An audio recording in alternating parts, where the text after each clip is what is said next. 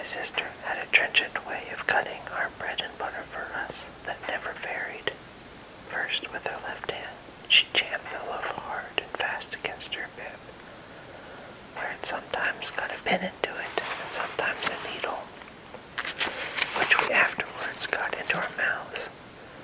Then she took some butter, not too much, on a knife and spread it on the loaf in an apothecary kind of way, as if she were making a plaister, using both sides of the knife with a slapping dexterity, and trimming and molding the butter off round the crust.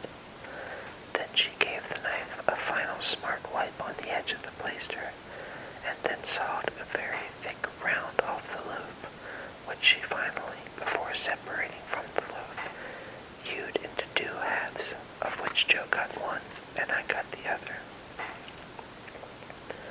On the present occasion, though I was hungry, I dared not eat my slice. I felt that I must have something in reserve for my dreadful acquaintance and his ally, the still more dreadful young man.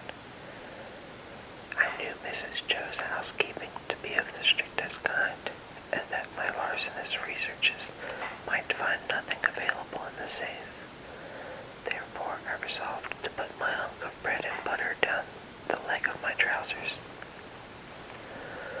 The effort of resolution necessary to the achievement of this purpose I found to be quite awful. It was as if I had to make up my mind to leap from the top of a high house, or plunge into a great depth of water, and it was made the more difficult by the unconscious Joe, and our already mentioned Freemasonry as fellow sufferers, and in his good-natured companionship with me. It was our evening habit to compare the way we bit through our slices, by silently holding them up to each other's admiration now and then, which stimulated us to new exertions. Tonight, Joe several times invited me, by the display of his fast diminishing slice, to enter upon our usual friendly competition. But he found me each time with my yellow mug of tea on one knee and my untouched bread and butter on the other. At last I desperately considered that the thing I contemplated must be done, and that it had best be done in the least improbable manner consistent with the circumstances. I took advantage of the moment when Joe had just looked at me and got my bread and butter down my leg. Joe was evidently made uncomfortable by what he supposed to be my loss of appetite, and took a thoughtful bite out of his slice, which he didn't seem to enjoy. He turned it about in his mouth much longer than usual, pondering over it a good deal, and after all gulped it down like a pill. He was about to take another bite, and had just got his head on one side for a good purchase on it, when his eye fell on me, and he saw that my bread and butter was gone. The wonder and consternation with which Joe stopped on the threshold of his bite and stared at me were too evident to have escaped my sister's observation. "What's the matter now?" said she smartly as she put down her cup. "I say you know," muttered Joe, shaking his head at me in various serious remonstrance. "Pip, you old chap, you'll do yourself a mischief. It'll stick somewhere. You can't have chewed it, Pip." "What's the matter now?" repeated my sister more sharply than before. "If you can cough any trifle on it up, Pip, I'd recommend you do it," said Joe, all aghast. "Manners is manners, but still your health's your health." By this time my sister was quite desperate, so she pounced on Joe, and taking him by his 2 whiskers, knocked his head for a little while against the wall behind him, while I sat in the corner, looking guiltily on. "Now, perhaps you'll mention what's the matter," said my sister, out of breath. "You staring great stuck pig." Joe looked at her in a helpless way, then took a helpless bite, and looked at me again. "You know, Pip," said Joe, solemnly, with his last bite in his cheek, and speaking in a confidential voice, as if we two were quite alone, "you and me is always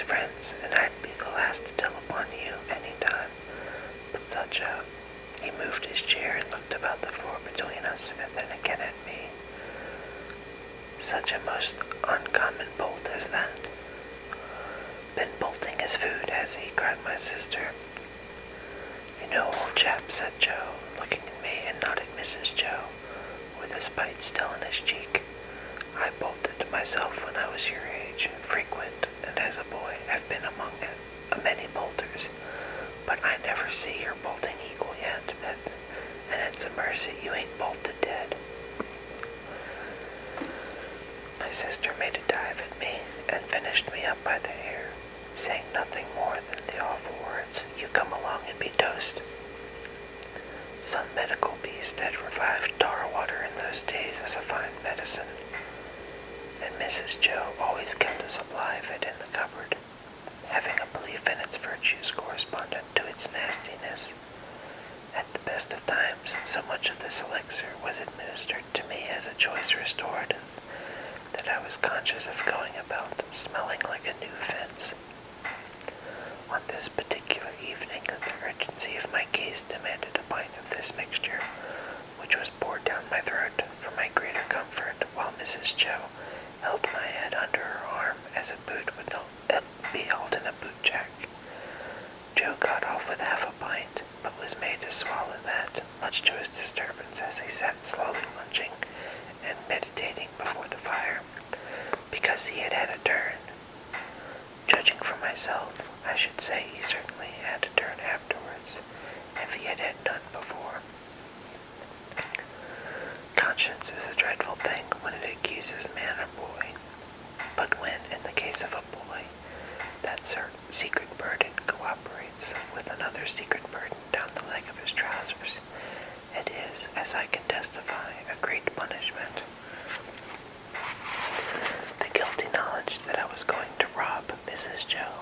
I never thought I was going to rob Joe, for I never thought of anything of the housekeeping property as is, united to the necessity of always keeping one hand on my bread and butter as I sat, or when I was ordered about the kitchen on any small errand, almost drove me out of my mind.